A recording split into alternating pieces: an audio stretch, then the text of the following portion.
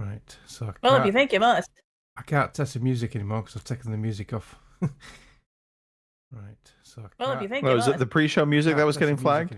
Everything's getting flagged. Yeah. Yeah. Audio's coming through. Wow. Well, if you think Well, you was must. it the pre-show music that was getting flagged? All right. Good news, no echo. Yay! Ish. You know.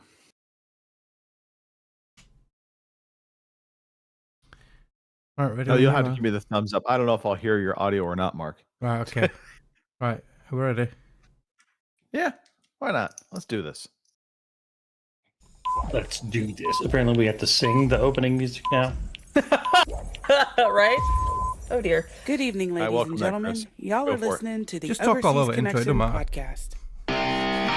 We do anyway. Sit down. Here we go. Would you kindly? I think we're just getting started. Medic!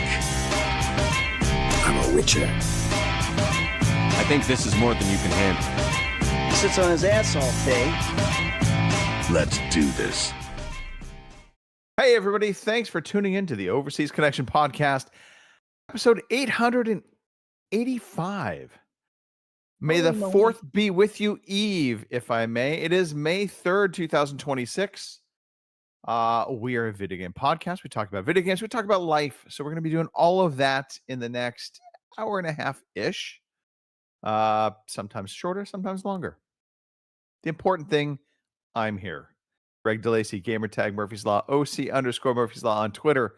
Also, importantly, with the eyebrow raise, Christopher Matthew here. Chris, how are you? I am well, Greg. How are you? Fantastic now, because importantly, you are here. Importantly, we are here. I'm getting to that in due time. Strong together. It is a collective, yes. And part of that collective is Miss Kim Woods. Oh, we Really? just got a copyright flag. Awesome. Love it. The more, the better. Not my fault. Kim, it is all your fault. Oh, probably. I mean, that's what they tell me at home. Anything that happens, it's my fault, whether I was here or not. So, should this be any different? Anyway, yeah. we're going to do a show, and I'm happy to be here. So, Okay. yeah. Last but not least, spinning the decks, doing the important bits, Mr. Mark Wright. Hi, Greg. Hi, everyone. Yeah, I'm back again, spinning the decks. Yeah, exciting. Happy to have our seniors joining us today. So thank you. Yeah. Oh, yeah. Mad Panic's on all the gaming platforms. Better get that out there, Anna. He's gonna let that slide. Yeah. Okay.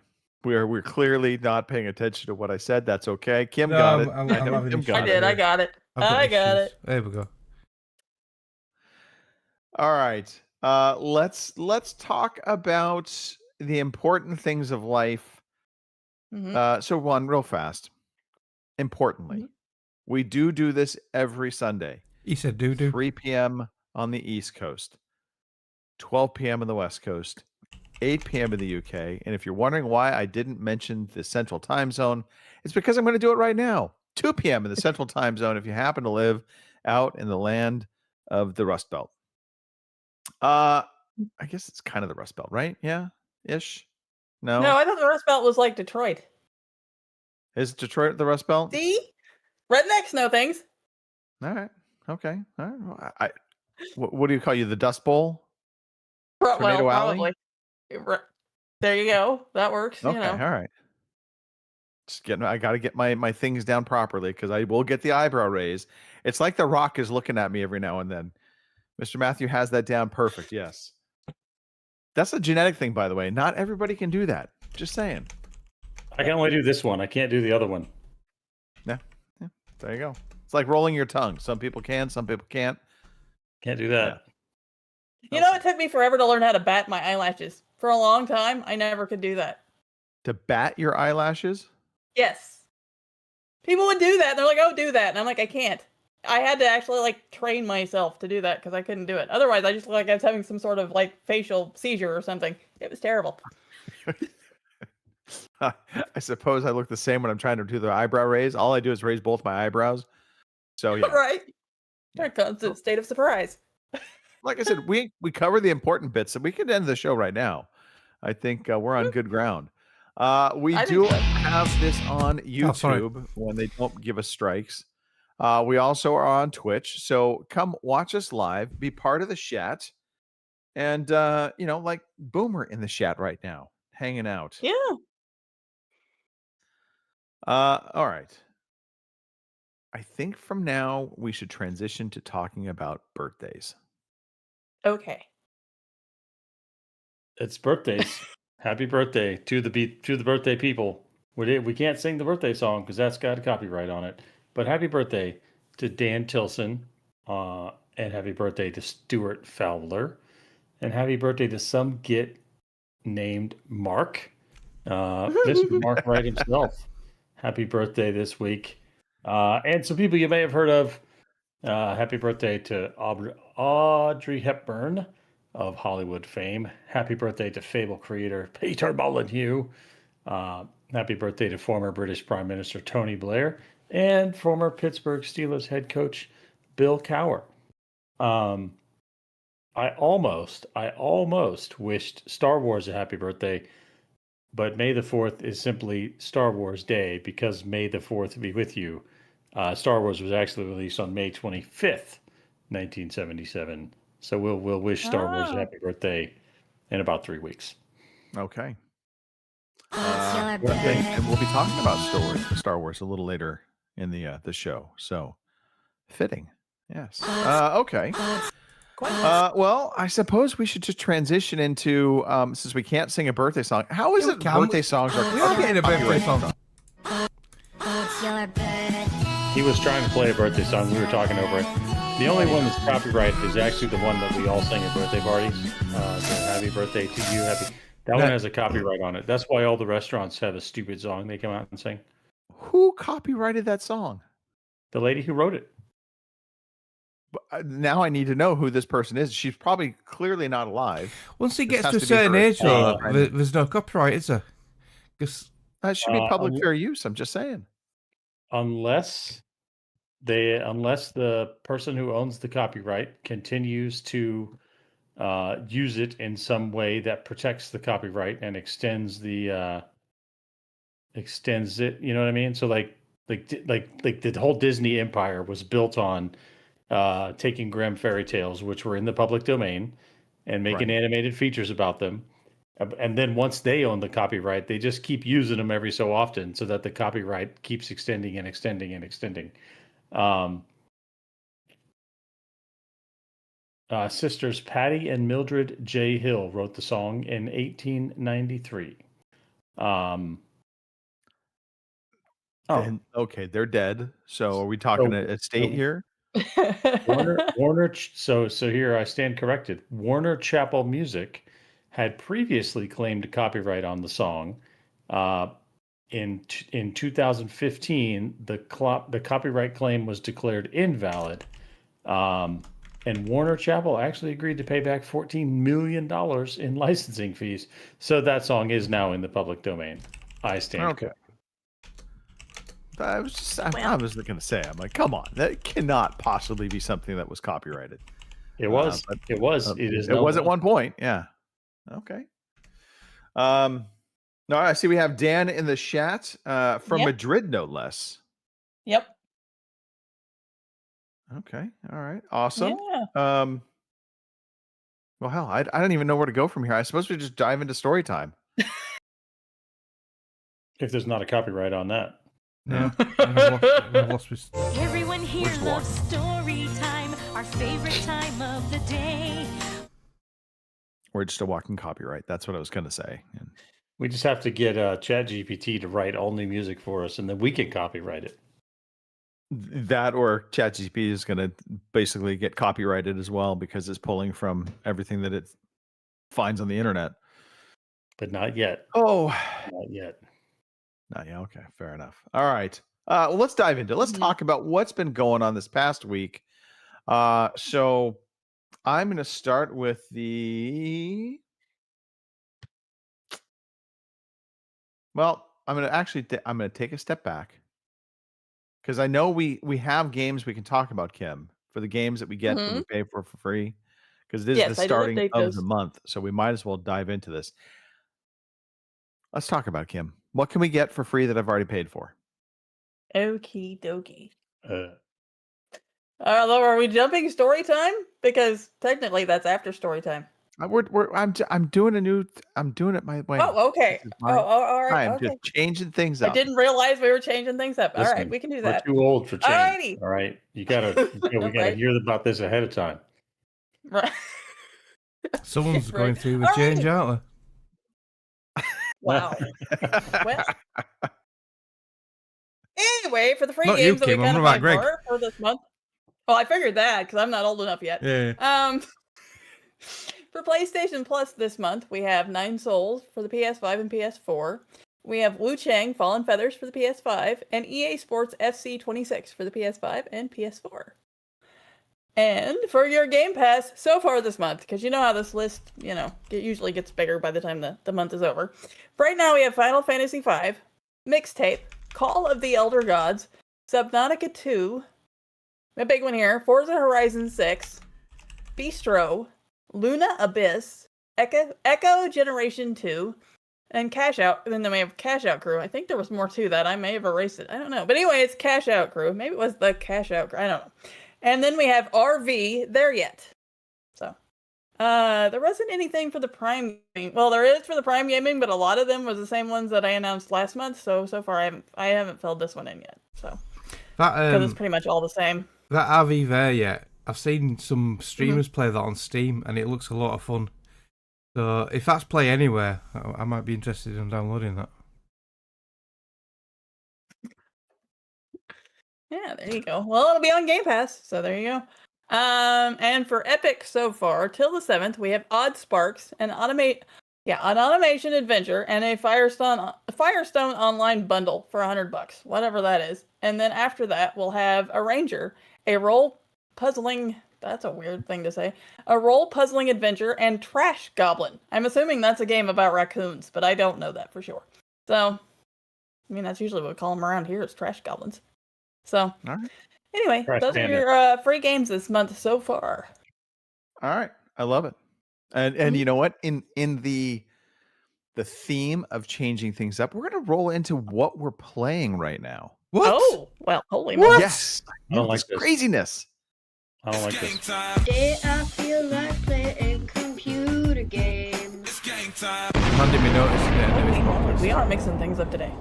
It's crazy talk. So right now, this is important though. So Dan has been playing Windrose. Mark, is this your power suggestion happening here? Yeah. Or is this just he found it and he is agreeing it's a great game? It's an amazing game. Why is my YouTube playing up? I don't know. Probably because I've gone out of order on Because of your YouTube. I'm like copyright going, flag. I don't know what to do. Right, yeah. Yeah. So, yeah, Windrose, great game. Buy it.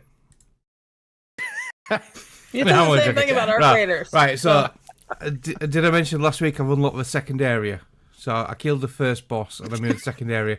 So I'm slowly uncovering all the different islands in the second area. The enemies are a lot tougher. There's wolves now. There's stronger sailors in the camps.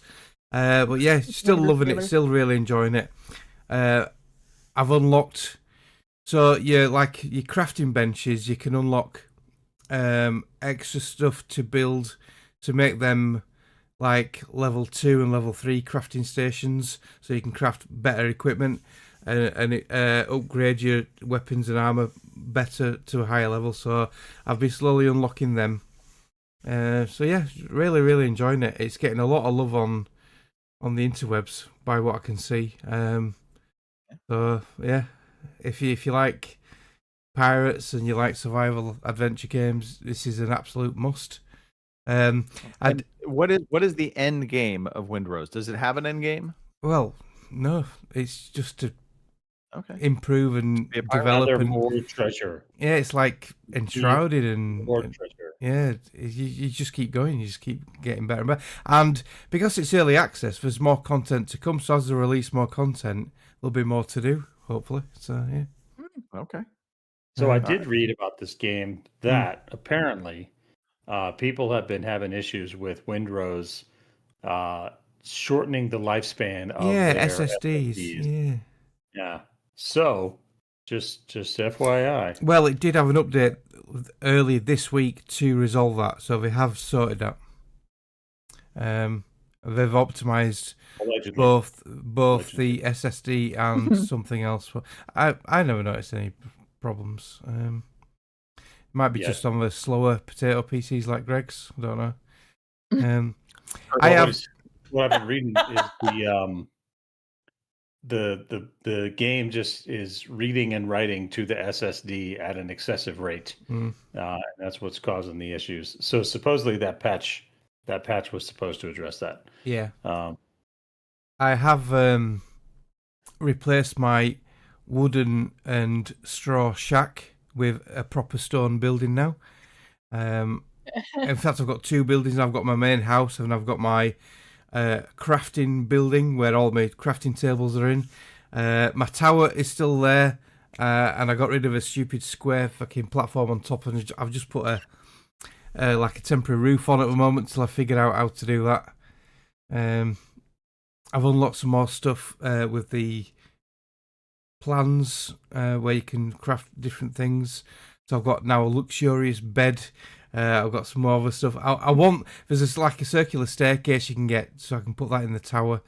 And there's like some arches and that you get. So I'm hoping there's going to be like a round platform thing so I can do the roof. But yeah, I'm getting there slowly. But still loving it. Okay. All right. It seems like it's a grindy kind of game, which I know you love. Yeah.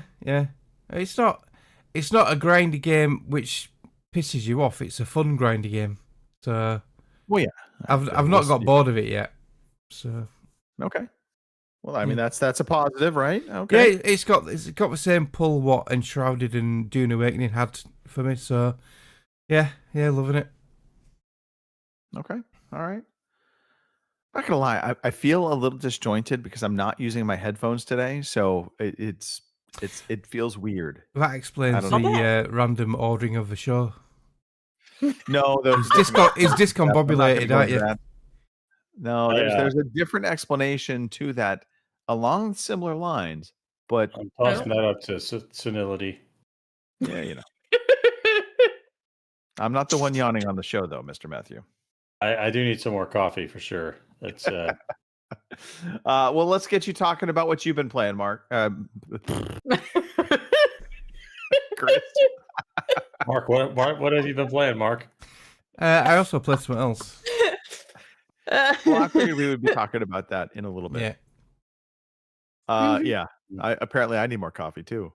Apparently. Anyway, Chris, what's been going on? What have you been playing? The same old. I'm still trying to finish Baldur's Gate 3. Someday I'll actually play through the whole thing. I'm currently on the Gauntlet of Shar piece. Oh God, which has yeah. these I hate little that. trials. And I've never had for whatever reason, I've never had as much trouble with that. I've done it 3 or 4 times. I'm on the last one where you have to follow the invisible path, you know? Oh God, yes. And I hated that one. There's the little map on the floor that shows you where to walk. And I even learned a trick where if you put your character in sneak mode, you can see the little path they're going to take, and it'll Really? dip at the end of if there's a gap, it'll like dip, and so don't go that way because they'll fall. Right. Right. I even did Right. that, and still just randomly dying. I actually had 4 characters die in there and had to reload a save, but I just finished it right before the show, so that's good. I cheated. I jumped from like platform to platform because you could get like on the very edge. Yeah, and it would I let think you they jump. patched that out because I just tried to do that and I died. Oh Christ! I'll never do that again then. Well, actually, so you can jump from the 3 like islands. You can jump between those, but you can't jump from the island to the end. It'll kill you automatically. I'll be damned. Yeah, they did fix that then. That's yeah, but hey, we Kim getting called out in the chat right now for cheating. I don't care. You know what? It's a single player game. You play it how you want. A good Sharon would break the rules to complete the mission. So that's role playing, is what that is. There you go. All right. Good spin. So don't worry about it.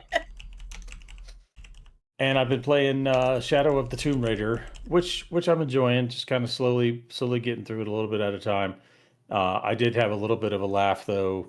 Still pretty early on, and you go into this old ruin, and one of the locals comes and is like, "Don't break anything." And so immediately Laura goes in and she sees this mural and she's like, "Oh, this mural is covering up something else," and smashes it and reveals the secret entrance. And so the lady comes in and is like, "I told you not to break anything."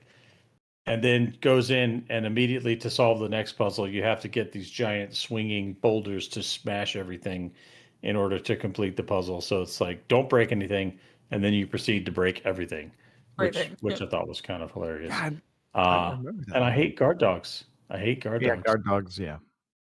They're there's these like wild dogs in this game, and they are vicious, but still enjoying it. It's a nice change of pace from Baldur's Gate, a little more action oriented. So keeping it going. That's me. That's what I've been playing. Okay, done. Kim, let's transition over to you. Okay. Well, I even got let's your see. name right. Yay! Well, I'd hope so. My name is only like 3 letters, so hopefully. Anyway, let's see. This week I played a whole hell of a lot of Vampire Crawlers. Like, I think I played it for like 4 hours the other day. So, yeah, as you can imagine, I'm still really enjoying that one. I even went so far as to buy it on Steam. So I'm supporting the devs a little bit there. But it's only like, I think it was like $9. So, I mean, cheaper than Arc Raiders, and I'm enjoying it more. Anyway. So I'm still playing that one. I'm still getting along with it. And I did play a little more Divinity Original Sin 2 this week. Basically, it was pretty much side quests because, of course, it's our RPG and there are side quests out the gazebo. So I did more side quests. And that's pretty much it. I don't have any much more to report on that front. I did manage to do one side quest, though, that earlier had kicked my ass. And this time we were apparently strong enough that this time we actually beat it in like 2 turns. So I was kind of psyched about that. Actually, I was waiting for the other shoe to drop going, okay, that was far too easy. What else is going to pop out of the woodwork? But nothing did. So, yeah, there you go. So that's all I did this week. Okay. Yeah. Easy peasy. Well, Yeah. I guess that leaves me, and we can talk about Arc Raiders in a moment, Mark. We'll talk through the other games I played. So I've been playing Replaced, enjoying it, and maybe not playing it anymore. Uh-oh. So, as in with traditional side-scrolling beat 'em ups, you eventually get to like boss characters that can be quite difficult. And I am at a boss character where it just feels like no matter what I do, and I'm sure it's just a matter of wearing him down over time, but I just don't have the patience for it. And so after dying about 7, 8 times, I'm like, you know what? I'm just going to table it for now. I might lower the difficulty. I may not. I just don't know. It really kind of put me off to the game. And I hate when games do that to you, where it's just like, you have these random boss encounters that they throw all the underlings at you first, soften you up, and then the big boss comes in, and the big boss has, decidedly crazy amounts of health and things you have to break in order to get at him. And so anyway, it was one of those moments where I was like, maybe I'm not going to play this game anymore. And then I decided to fire up Hades 2 How'd that on go? the heels of Mr. Matthew and his commentary about he liked the game, but it wasn't a game for him. Mhm. He might have a point. Started playing through it, and I think the weird thing for me, and I don't know, Mr. Matthew, you felt the same way. The game just kind of starts, and there's no real like lead into it of like story explanation or tutorial, if you will, of like starting the game up. So I had completely forgotten everything about Hades 1. So starting Hades 2, I was just kind of like, what am I supposed to be doing here? What is happening? Yeah, exactly. It was like, what is happening?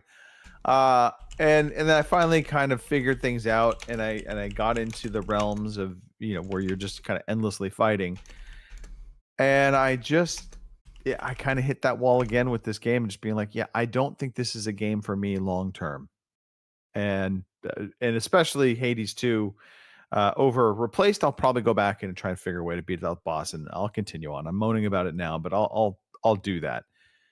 Hades 2, I don't feel compelled. So I think it is a one and done for me on that front. But I did play a different kind of game for me, which was Aphelion. I think that's how you say it. That would be my guess, at least. So this is from Don't Nod Studios. And it is a kind of space exploration gone wrong storyline. It is very much a walking simulator, quick time events type of game. So very story laden, looks fantastic. I'm kind of intrigued about kind of the way the story is going to go. At times, though, the walking simulator component to it, you can't play it late at night when you're super tired because you will fall asleep to it. Because there's just not a lot of action moments to it, at least so far. Maybe it'll get better. But the story, the visuals, and it's kind of different for Don't Nod. I don't think I've ever seen them doing any kind of like space exploration type of game in their past history. So I'm cautiously optimistic, and I will continue to play this and see where the story takes me. And I won't give away any spoilers, but let's just say, you are.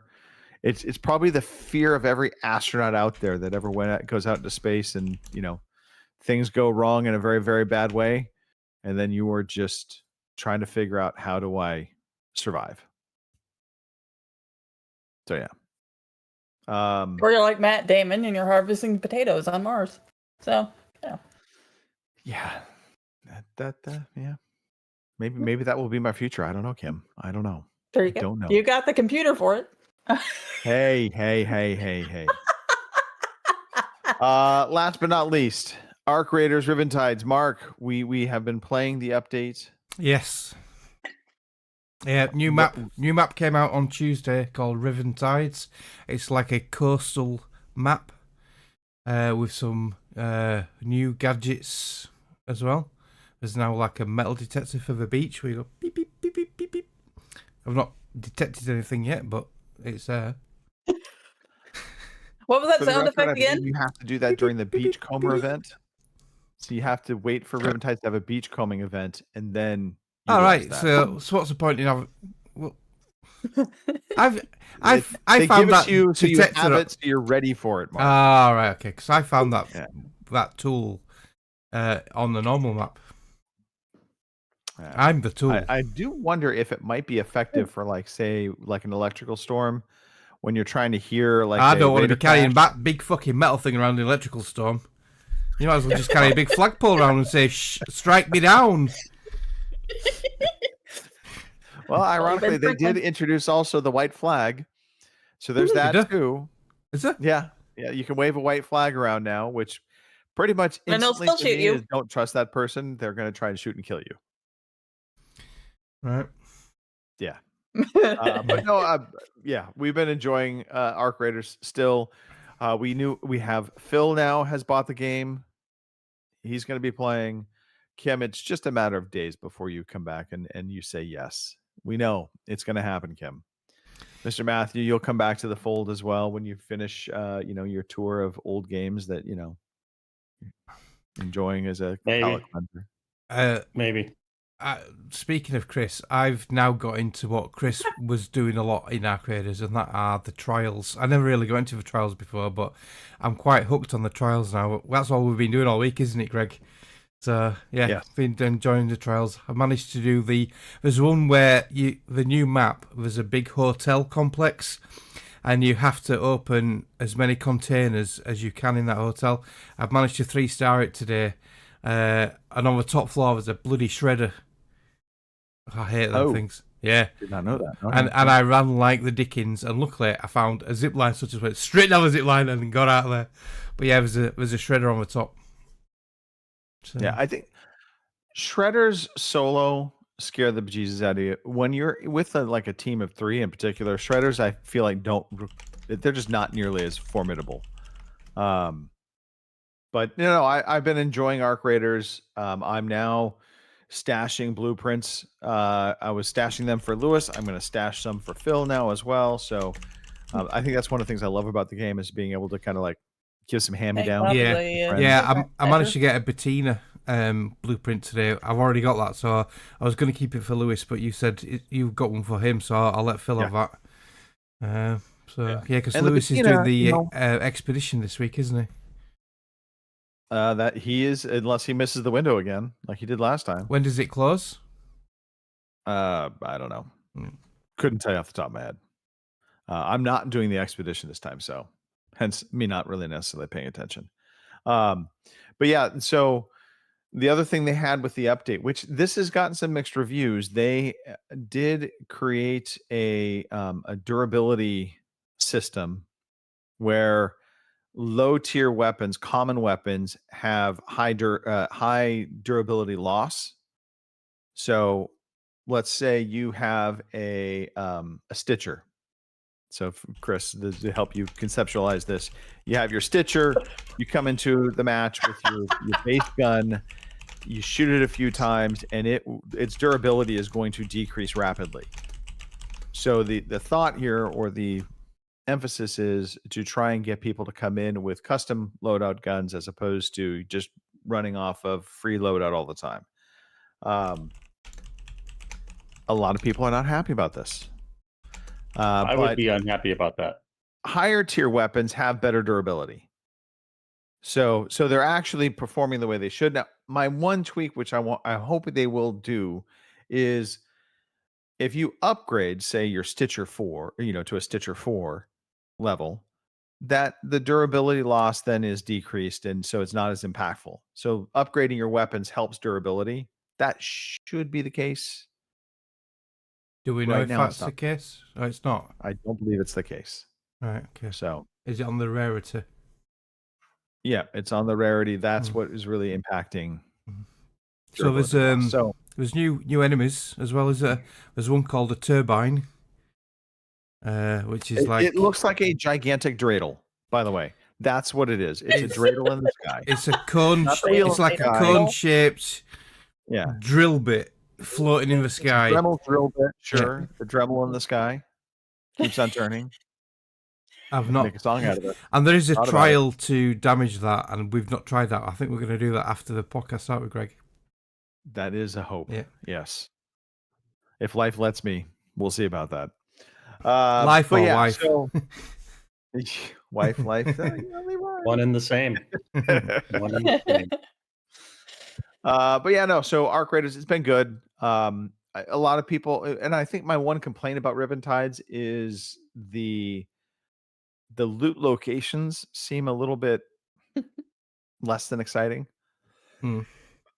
There is a big water slide though at the hotel, and I do have saved footage of us sliding down that, so I will get that on our YouTube channel sometime this week.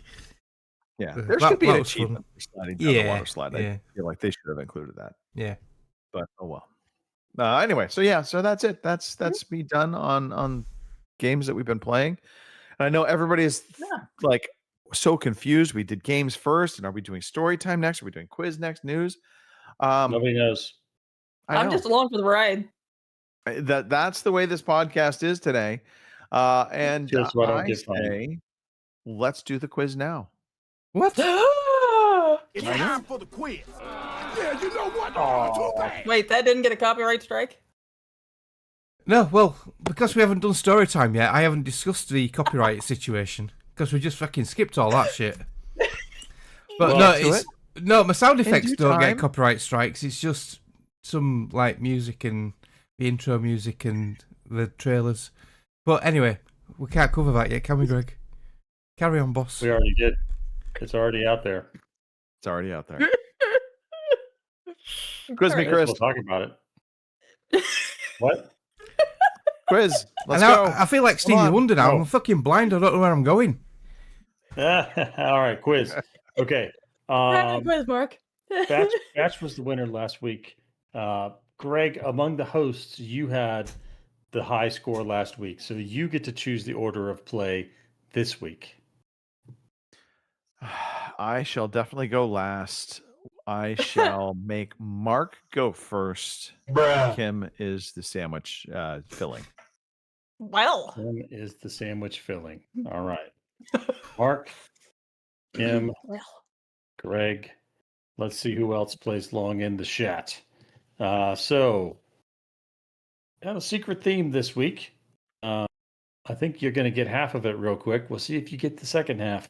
Up first, Bet on it. from 2021 is the Republic Commando remaster on the Nintendo Switch. So Star Wars Republic Commando was originally released 20-ish years ago. There was a remaster, or I don't even know if it was a remaster, but it was ported over to the Switch in 2021. And so I would like to know what you believe was the Metacritic score for the Star Wars Republic Commando on the Switch, released in 2021. No idea. Never heard of it. Mark, it's your turn. Oh, Boomer stole my safe score. I'll go 77. I'll price his right him a little bit. There's no like copywriting on scores, so you can use true. one twice. I wonder if this will get All right. copyrighted. Boomer says 75. Mark says 77. Kim, what say you? I'm glad you explained what this one was, because at first I saw Republic Commando and I'm like, what the hell is that? So, then you said it was Star Wars. I'm like, okay, that makes more sense, because otherwise. 77, 75. I'm going to be nice. I'll go 80. Kim goes 80. Greg, final word. All right. So Republic Commando, for those that don't recall, this came out on the original Xbox. It was a Star Wars squad shooter. It was. I believe this came back to the Switch, but also was released through backwards compatibility to the current gen consoles. I believe so. I don't have the greatest feeling for it. So I'm going to say 76. Oh. Greg is going Price to go. is right, both Boomer and Mark. Well, Batch is cheating again. The correct answer is 70. So Batch takes an early lead. But right behind him is Boomer. So here we go into round two. Up next is a game that I think we all, at least a few of us, enjoyed. And it is, Star Wars Outlaws, released in 2024. And we're looking at the PC version of Star Wars Outlaws, released in 2024. This is round two, so Kim has the first word. Boomer is in with an 85. Well, guess what? I was going to say 85 too, so 85! I guess Boomer had the first word. He's quick on the draw. Yes. Kim says He is 85. quick. Greg, You took what it from say me. you? Schmo.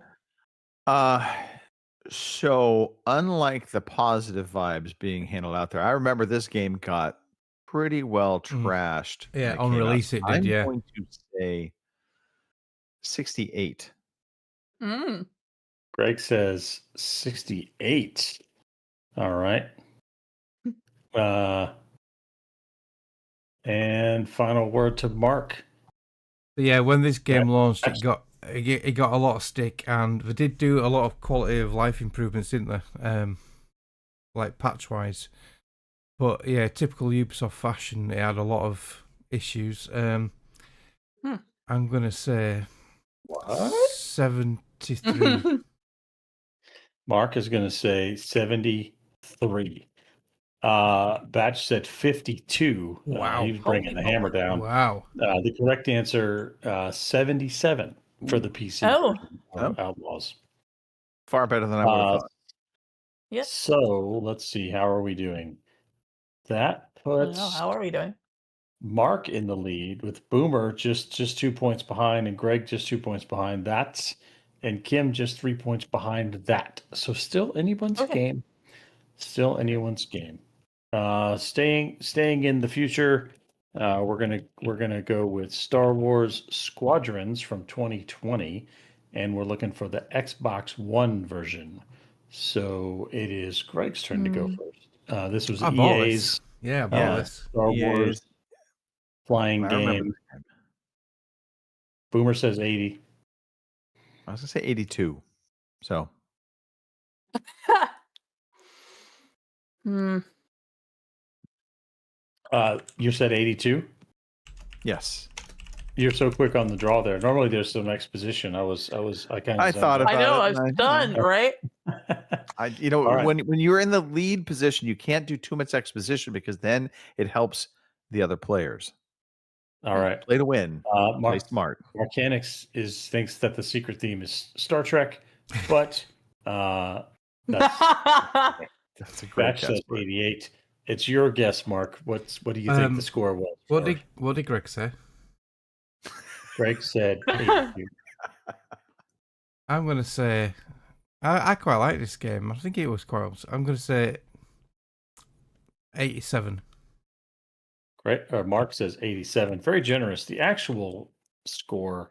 Oh wait. Wait. Ooh, Oh. almost. Oh, The actual almost gave give it score away. is yet I to be call released. Al voter fraud right now. What's going on? Voter Yeah. fraud. How do you figure?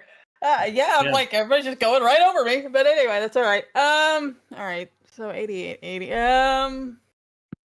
82. Kim is also going to say 82. And now I can say that is also generous because the actual score was 78. 78 for Star Wars Squadrons. Not my next thought. So but let's see. all right. Let's see how we're stacking up here. Boomer still in the lead, 4 points ahead of Greg, who's 1 point ahead of Mark, who's 2 points ahead of Ken.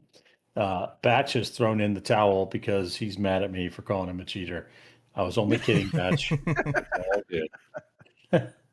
And so we're back around to the front, which means it's Mark's turn to go first. And so the final game is Star Wars Bounty Hunter Remaster. So this was re-released in, I believe, 2025. And we're going to go with the PS5 version. Yeah. This was a game that came out last year. I didn't even know. Was this like a Let me, remaster like, of a game let from me like the see. 80s?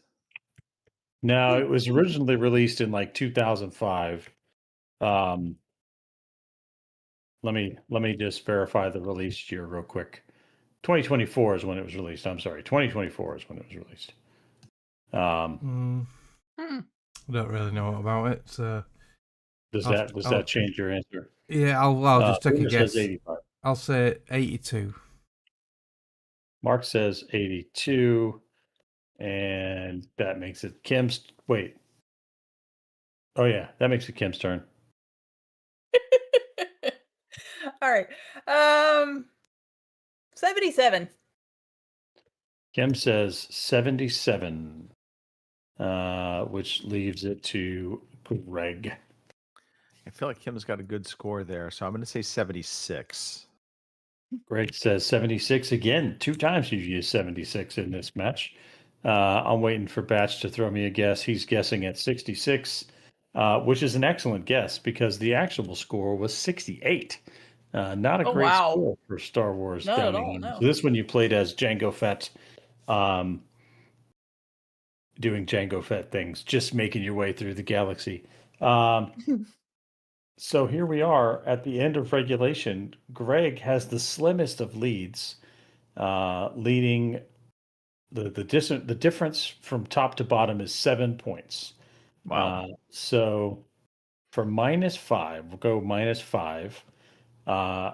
Obviously, the Star Wars is the theme, but there's a little wrinkle to it.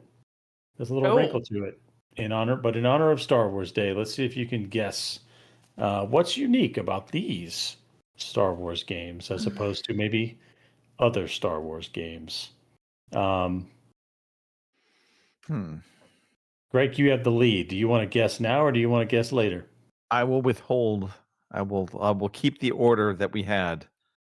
All right. So, Mark, you get the first guess. Hmm. Hello there.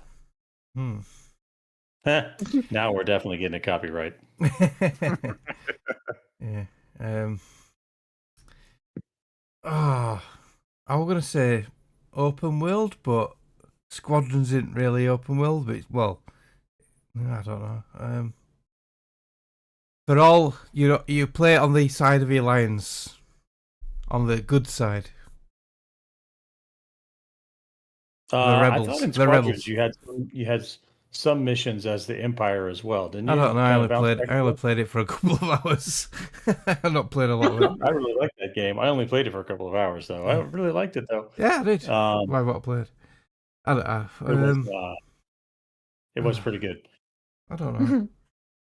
That's your guess? Um, They're all Star Wars games. They are all Star Wars games. Well done, Kim. Do you have a guess? Probably not a good one, but I do have a guess. They all have vehicles in them. I mean that's true. It's kind of very broad. Yes, it is. I don't know if I can give you that one. All right, fine. Greg, do you have a guess?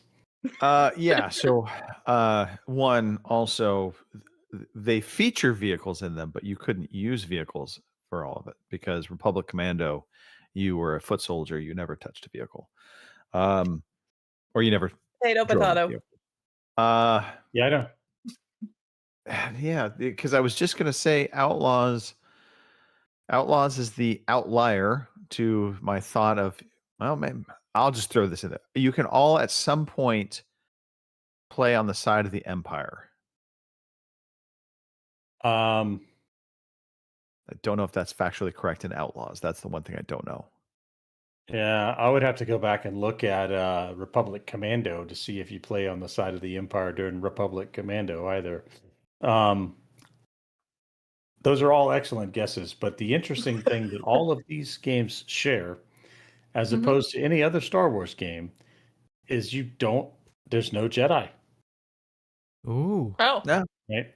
all right. These are all games about not the Jedi. Okay. So that's the interesting wrinkle there. I'd have to go back and look at the Republic Commando to see if you play on the side of the Empire during that one, since it's in the Clone Wars era, Right. pre-Empire, as it were. Well, there you have it. Copyright strike. Congratulations, congratulations, Greg. You get the win this week. I will take that, and I will transition us right into story time. Everyone here loves story time, our favorite time of the day. And story time is Greg's lost a plot because we were all over No. the place. The plot is that it is ever changing, Mark. Because as we get older, Mark, you have to embrace change. And I know you don't, this is going to be a tough one for you, Mark. You know, he's getting older. He doesn't like change. Emotional damage. I fear change. Nope. Nope. All right. So I'm looking at the plethora of stories. I'm going to go first because I think mine's the least interesting out of the batch. Boo. Not to say batch, to insinuate batch, but just the collective. So I watched a couple of movies this past week. I mean, it really has been a fairly uneventful week other than work. But Jurassic World. Okay. Uh-oh. That's an old movie. You've not seen that? No, I never saw it. I didn't bother. I haven't looking seen it when either, came out in so. theaters, and That's it's one out with on Bryce Netflix now. Bryce Howard Dallas. Or Dallas Howard. or No, whatever. isn't that the one with I thought that was the one with ScarJo in it. No, it's with. No, that's I don't know. She played Black Widow in. Oh yeah. See, ScarJo that's not Jurassic World. That's What the is yes, latest- it is. It's Rebirth or something. Well, I oh wait, don't know. maybe it is Rebirth. Yeah. My point being, as we're distracted by all of these iterations of this movie, Yeah, is Jurassic World it needs Rebirth. to Get it die. right. Yeah, no, they need to kill this franchise off. It is the same plot every time, and at some point, people need to frickin' learn. Don't go to the world with don't go to the islands with dinosaurs. You never Right. learn. Dinosaurs also not just going to stay on an island. Right. You know. So yeah. I my wife was making fun of me because I was watching it. She's like, "Really? It's the same story every time." And I was Yeah. like, "Yeah, but the dinosaurs are pretty." Yeah. And that was the impetus for me watching this movie. Is I wanted to see the dinosaurs, but holy crap, it is the storyline. It's like rinse and repeat. Hmm. Go to the island. You have a plan. The plan will get effed up because somebody either makes a mistake and or the dinosaurs don't cooperate. And then it is panic because the dinosaurs are just out there to eat you. And you make your way to some extraction point to get off the island, and there will only be about 4 or 5 people that leave the island. And it started off with a group of about 10.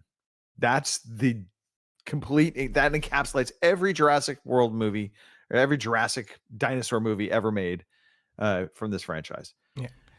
So the original Jurassic World was 2015, 11 years ago. That's why I said I can't believe you haven't seen it. Yeah. So yeah. No, the original Jurassic Park. Park Yeah. is even older. 1993. 1985, 93, yeah.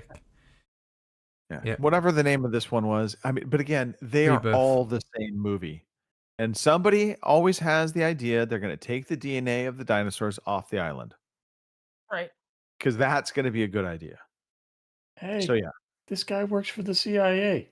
See, no one cares. Yeah. Anyway, so that was a massive disappointment. Whichever version I watched, I don't still know. But I did watch an interesting documentary called The Perfect Neighbor. And this is it is filmed completely through police body cam footage and audio of police calls and recorded conversations. And I mean, it's a very sad story, but it's this woman that lives in this neighborhood of a bunch of families, and she is obsessed. She's like the original Karen. She's calling the cops every time the kids are playing football. There's this like gigantic grass area between about 4 different homes, and nobody really owns the grass area. It's just kind of universally the collective of the homes. But this lady wants to lay roots and claim to this grass area. She does not like kids. She hates them pretty much. She's calling the cops on them every time they're out there playing football or tag or anything. And you're just watching this escalation, this constant, the police are getting called out.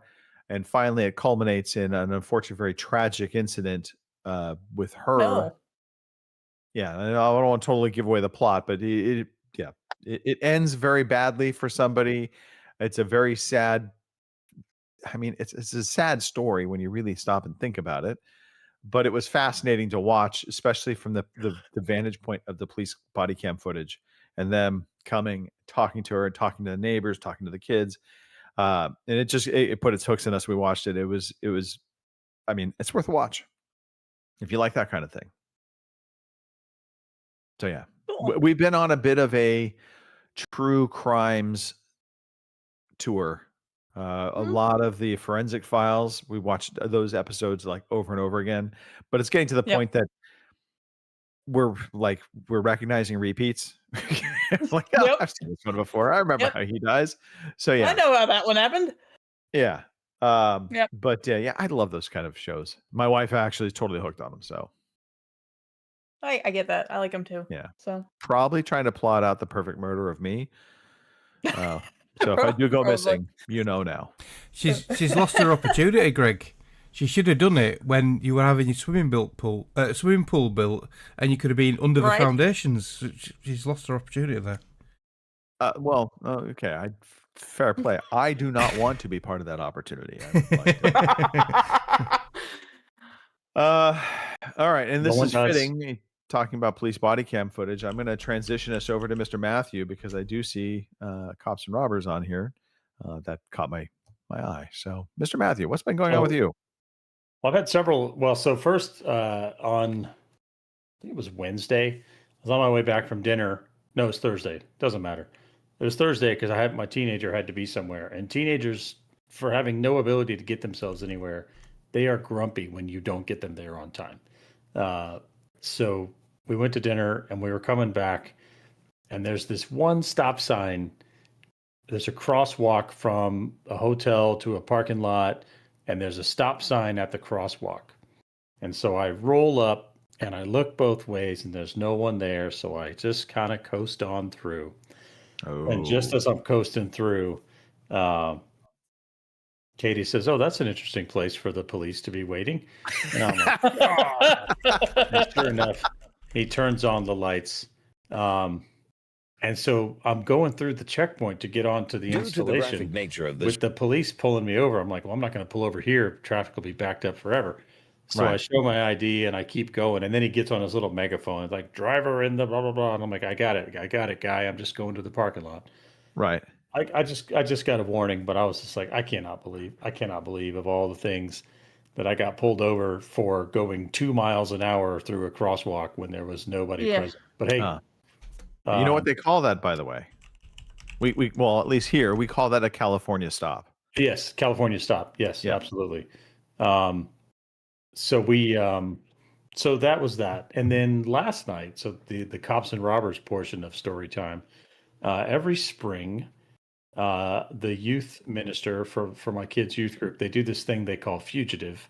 And what they do is they take all the high schoolers. There were 70 high schoolers at this event. So like hats off to the guy running this thing, 70 teenagers.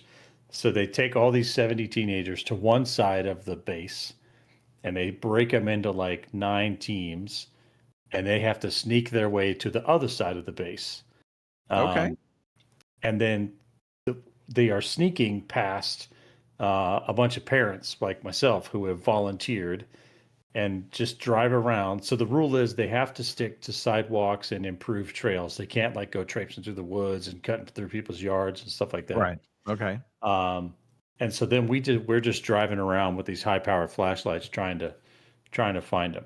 And so if you find them, you put them in your car, you take them back to the last checkpoint that they passed, and beat the shit out of them. Gets to the other side of what's that? Do you beat the shit out of them? No beating. Where's the fun in that? No beatings. Oh boy. It's supposed to be fun, Mark. Yeah, it actually sounds similar to something what Gary DeFelice talks about on his Garcast, where in New York, he's in where does he live? Is it what's that island he's on? Not Long Island. Long Island. Long Island. Yeah. Long Island. So they do a thing what's called assassin. So at the end of their sort of like school period, whatever it is, all the teenagers run around with water pistols, and we have to like assassinate each other, and the win something. I don't know. That's a high school thing. Yeah. That sounds quite fun. Yeah, that's like a high school prank kind of thing. Yeah. So that was a lot of fun. Driving around, managed to catch several teams. Some of them are hilarious when they try to hide from you. One team did really well because like I saw them, and then I had to turn to get on the street they were on. Oh, excuse me. And by the time I rounded the corner, they had vanished from sight. I was like, wow, that was pretty good. But I just kind of looked around and I just barely saw somebody's foot sticking out from behind like a row of trash cans. And I was like, all right, come out from behind the trash cans. So they were pretty good.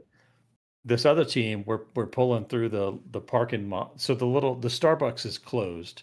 And so I see a bunch of people in front of Starbucks. I'm like, well, that's suspicious, right? And they see me coming, and they're all like trying to hide behind the pillars of the shopping center, like a cartoon. I'm like, come on, cats, what are you doing? I caught another group that were hiding in someone's garage. So the garage had like the exposed studs.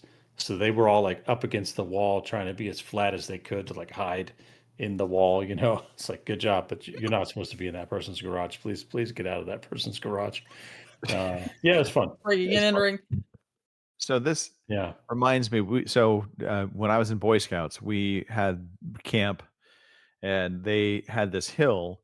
They would play a game called Zorch, which is, I think, similar concept. You had basically everybody at the bottom of the hill, and think of it almost like a pyramid going up the hill. At the very top of the hill, there was one guy in a chair, and he had like a can, probably 10 feet in front of him or something like that. And you had to reach the can. And he had this high beam flashlight that he had to kind of keep it as a sweep. He couldn't. It Yep. couldn't be like super erratic. And if you got caught up in the beam, you had to go all the way to the bottom of the hill. And so we were playing this. It was a warm summer night, and I was probably 10 years old, I think, at the time. I don't remember exactly, but it was right in that age range. And we were on this hillside that had a lot of shale. So it was like thing of like it felt almost like tile, right? Mhm. But it was Mhm. warm from the sun from the day. And I just remember we're playing this, and we did it at midnight. So it was pitch dark. I realized from and the look on I'm her face like that laying she there, didn't know the like, guy. oh, this kind of feels warm. Oh God. I fell asleep, Oh. only to be woken up by some kid running across, stepping on me. That was my experience with George. Yeah. Anyway. All right. That sounds Continue like on. fun. Sorry. Yeah. Well, that was that. That was fun. What did I? Oh, and then Friday was a no class day because of some other things happening. So one of my friends invited me to go play a round of golf, and I was like, sure, why not? Go play a round of golf. And I don't golf, but he was like, hey, we got a spot in our fort. We got a Right. tee time for 4. We got an empty spot. I was Safety like, camera sure, vans. I'll come Cash hit some cow. balls in the woods, no problem. The reason I say don't play golf, and what I should say is go play golf, because the weather was perfect. Right. If you hit a ball in the woods, just leave it. I went to try to retrieve a couple, and I got poison ivy. So no. No. don't go and retrieve the ball out of the woods. Yeah. Just leave it. But we had a great time. The weather Friday was just absolutely perfect. It was like 62 degrees and sunny. It was perfect weather for being outside, hitting golf balls in the woods and drinking some beer. So it was a great time. Yeah. Unless I aside know from- where my ball Wasn't goes when, like, if I hit off the fairway, I'm not going to really go searching for it. I'll just do a Yeah. drop, and but I'm with you. I love the nice weather, beer, carts, have fun. I don't care so much about the score. So Yeah, we did best ball for our oh, foursome. it's perfect. So There you go. yeah, just keep going. Yeah, it was good. Yep. All right. Well, thank you for that, Mr. Matthew. I suppose we can transition to Kim. Yes. All right. Kind of like the rest of you, it wasn't a real exciting week here, which for me is probably a good thing considering. But I did start Monarch, a Legacy of Monsters, which is the one that's got King Kong and Godzilla and all the various. They call them Titans. I don't know. I thought they were kaiju, but apparently they're called Titans. Whatever. Yep. Anyway, I'm a big Godzilla fan anyway, so I was looking forward to this. It's pretty good, honestly. I'm 5 episodes in on the first season. I haven't watched a lot, but I have watched like 5 episodes. I don't know. Now, I did you think I subscribe almost. did you subscribe to Yes. Apple TV? Well, my sister did. It's now, I'm probably going to get arrested. So if I don't show up next week for the show, this will be why. Because I subscribe to Netflix. She uses my Right. Netflix. Well, she subscribes to Peacock, and you can add Apple TV to your Peacock subscription for like $20. So that's her Okay. way of paying me back for Netflix. Is I get to watch her Peacock and her Apple TV. So that's how I got to watch this. So anyway, I started that this week, and I really enjoy it. The only thing is, I think I enjoy the flashbacks with Wyatt Russell and all of them, like way back when Monarch first started, as compared to the present day with the guy's kids, because of course they're I'm trying to explain this, but I'm sure most of you have probably heard of this or something by now. But anyway, they've got Wyatt Russell. He is Lee Shaw, and a couple other scientists whose name are honestly escaping right now because I'm terrible with names on these things until I watch it like ad nauseum. Anyway, they go out and they're hunting Godzilla and all these titans, right? Well, at some point in the future, 2 of the scientists fall for each other. They have a child. And of course, later on, he does pretty much the same thing they do. He follows Godzilla and the rest of these titans looking for them, and he also has a family. Well, at some point after Godzilla hits San Francisco, he disappears. And the daughter finds out later on when she goes to find him or to put him to rest or whatever, she finds out he had a whole other family somewhere else. Yes. She finds out she's got a stepbrother. So then they band together to go find him. Well, in the process, they find Kurt Russell, which is Lee Shaw, present day. So then they all run off together to find their father. And that's kind of where I'm at right now. And I love Kurt Russell, so he's fine. But I almost like the flashback of his younger days compared to what they are now. But either way, I'm enjoying it. And I really like it because, like I said, I like Godzilla. So this is fun. So I watched the first episode of Monarch. Mhm. And I was all excited because I believe it came to Prime. Right? Yep. And I was like, oh, sweet. I'm like, okay. And I watched it, not actually paying attention that it was just the first episode of the season and that you had to pay for the rest of it. Yeah. Which instantly pissed me off. Right. I'm right there with just you. I'm the same yeah. way. I don't have a sister that I can, bogart The off. first hit is free, you know? Right. What was that? The first hit is free. Yeah, that's Right. pretty much what it was. And Yep. and yeah. But yeah, I liked the concept of what it was. Right. I just, You just I'm can't watch not anymore going to, anyway. I cannot subscribe to another subscription. I cannot do it. Right. So, I get that. especially Apple. I'm such a not Apple person. So, I'm not either, except for this. This is the only thing. So. well, you've have... got your sister for that. So, All right. Well, I'm paying $36 a month for Netflix that I barely watch, so I figure this works out. Yeah. Right. So yeah, I started that this week.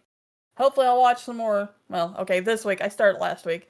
And so we'll see how it goes. Hopefully, though, they'll show more of the monsters, because that's kind of where I'm excited about it, is watching all the big monsters. So we'll see what happens with that.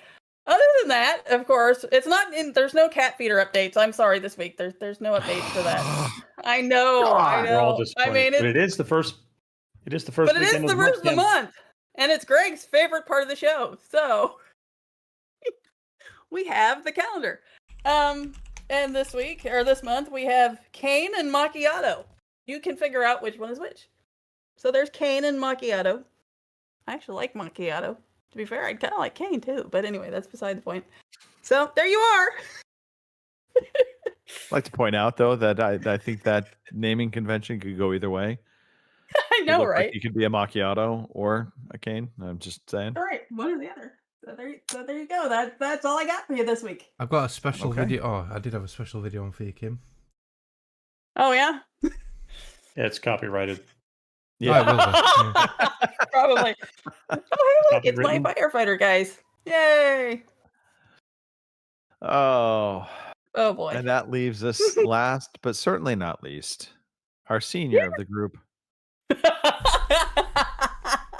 Hi, Mark. How are you doing? Hello. I'm all right. So that reminded me, Chris's story about the police. I got done by the popo as well this recently. But like, this is how shit the UK is, right? They use stealth tactics. They fucking have a van parked up the side of the road with a fucking camera sticking out the back of it, and the main road near where our village is, they recently changed it from 30 mile an hour to 20. Right? There was a school about a mile down the road, so why would they just didn't do a 20 mile an hour outside the school? That would be alright, but no, it's 30 mile an hour, 20 mile an hour all the way down. And nobody does 20 mile an hour. Everybody just does the old 30. So the other day, I'm in the flow of traffic, keeping up with traffic, right? And then a couple of days later, I get a notice of intended prosecution through the post. I was doing 26 in a 20 zone. So, £100 fine, 3 points on my licence, or I can do a speed awareness course, which costs £100, but you don't get any points on your licence, so I've opted for that. So I have to do a speed awareness course in May. Luckily, it's online on a Zoom call for 3 hours, where there's like fucking dictate to you about speeding and the dangers of speeding and all this lot. But yeah, 26 in a 20, I'm fucking gutted, pissed off. But apparently, Jay's missus, her sister got caught the same day, and my wife's on Facebook, and she's in the local community Facebook group, and apparently they caught fucking hundreds of people that day. So West Yorkshire Police have been a fucking killing in fines recently. So yeah, thanks for that, West Yorkshire Police. Was it the end of the month? Uh, yeah, near back end of April. Yeah. So yeah. Revenue time. Quotas. They've Yeah, got gotta quotas. make their numbers. Let's put the van out So- there with the camera. Yeah, but this is what pisses me off, right? So our residential road in the village has been 20 mile an hour for about 3 years, right? They've recently blocked off some of the roads, so it's not as bad now. But it used to be used as a rat run to avoid the main traffic lights on the main road, and everybody used to speed like shit on here. And this kid's playing, and it's a small road, and someone's going to get killed, and. The lady 2 doors up is Neighbourhood Watch spokesperson for our area, and we've been liaising with police for ages to try get some sort of enforcement on the road, and they kept saying we can't enforce 20 mile an hour. But yeah, apparently they fucking can now, can't they? So we did eventually get speed bumps put on our road, but yeah, so It's like it might run in the family, Mark. But have you tried doing 20 mile an hour? It's like you're not moving. So- It's The limit all over the installation is 25 miles per hour. yeah. And the gate that I come in is way at the top of this mountain. Yeah. And so I literally have to ride the brake Right. all the Yeah. way down the Yeah. hill. If I take my foot off the brake, I'm going to be going 40 miles an hour. Yeah. And it drives me absolutely insane. And then the only way to get from the north side to the south side is to go on this road between the football stadium and the basketball and hockey arena, and it's 15. Oh wow. It's 15 through there. Yeah. Because there's and I know why there's 15 through there, because there's all kinds of foot traffic most of the day, but it's also, it just makes me insane. Anyway. By the way, James was saying he has already hit 2 Yeah, of those I courses. just seen that. Yeah. Like if you do one course, you're not allowed to do another one for 3 years, and you have to take the hit on your driving license. But yeah, Well, he's done 2 courses, but that doesn't. He might have taken a hit on his license on top of it all. Right. It looks like Hmm. speeding runs in the family. yeah. Yeah. I mean, so I've been trying to like keep my mouth to one side with today, but I had a bit of an accident at work. I hit myself in the face with a big bar. I've chipped another tooth. My tooth next to my front tooth, my fang one or whatever, that got a big crack in it. And last night we were watching a movie with the missus and my granddaughter Mia, eating some popcorn. I thought, fucking hell, is that a fucking kernel? No, it wasn't. It was my tooth. So yeah, I got a bit. I've got half a tooth missing. So luckily, Can we go back to the hitting yourself in the face part? yeah. So It's was easy this done. a moment of you were trying to rent something free and it came free and it just Well, your it face was in the slipped. direction? I was The path? right. So our place, we get a lot of older cars in, a lot of grim and rusty autos. Yeah, and rusted nut socket slipped on a big bar and went straight in my mouth. Yeah. So yeah, that's 2 or 3 times that's happened. Like both my front teeth have got chips on them, and I've had them filled, but it just fucking falls out after a bit. Will you tell me when you do so I can record you? No, you're all right. So I have actually got a dental appointment next month in early June for a checkup. So I'm going to see what they can do about it. But yeah, I've got half a tooth missing, so it looks awful now. So I'm very conscious about it. If they tell you they have to Novocaine both sides of your mouth, are you okay with that? Just say yes. I'll play Ark Raider straight after, and I can come on and sound like you, Greg. Where are we going next? I mean, when the dentist asked me, he's like, normally people won't do both sides of their mouth, and I didn't. I mean, I thought, okay, your mouth is numb a little bit, but I mean, okay. That was so. I mean, I cannot tell you how like just completely numb my entire face felt, and I was shocked because I mean, he joked, but he's like, well, don't try and eat. I understand why, because I would not have been able to feel myself chewing through my lip. And I mean, let alone trying to drink water. That was an adventure because, again, you don't get the sensation of being able to close your lips around like the bottle opening. And so it just required you to think about all these little things that you don't think about. Yep. So, yeah, when you do that, Mark, let me know. Yeah. Absolutely there to support you Will do. and record you. Invite me to the Discord. Yep. Absolutely, Kim. Yeah. What's good for the goose is good for the gander. Yeah. Just- And Damn right. yeah, the other thing was, we've already covered it.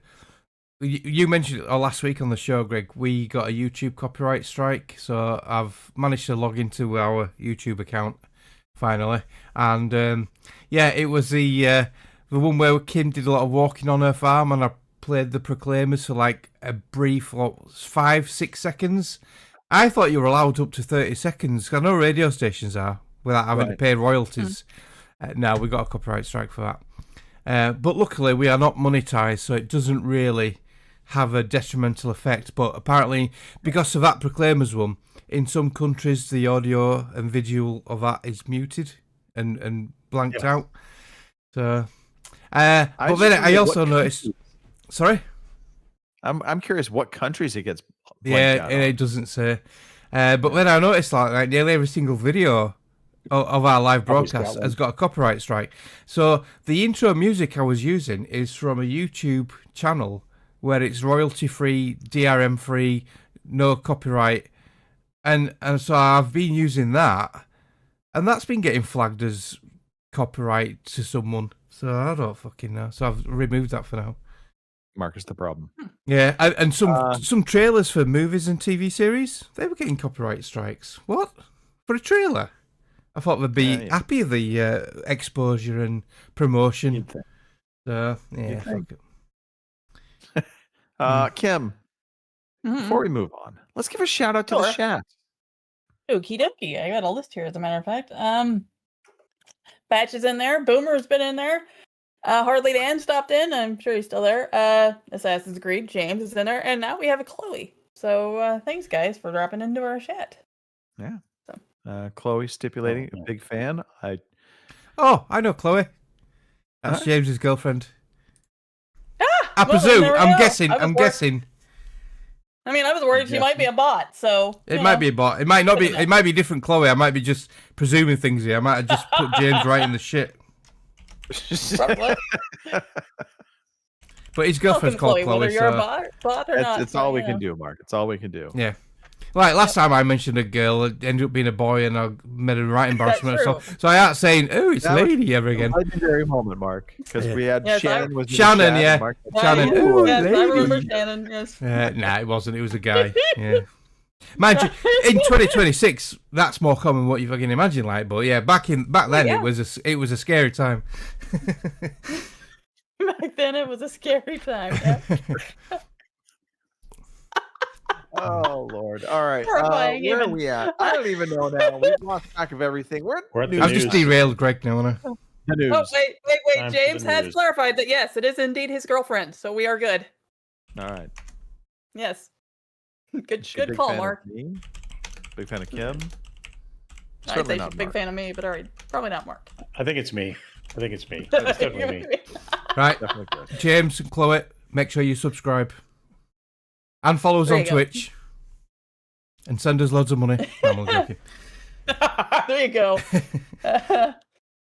All right, No, I'm let's not the Zynga. dive into some news. Mr. Matthew, I'm going to let you read the news because, I was so tempted to delete this story, and then I thought, no, I won't.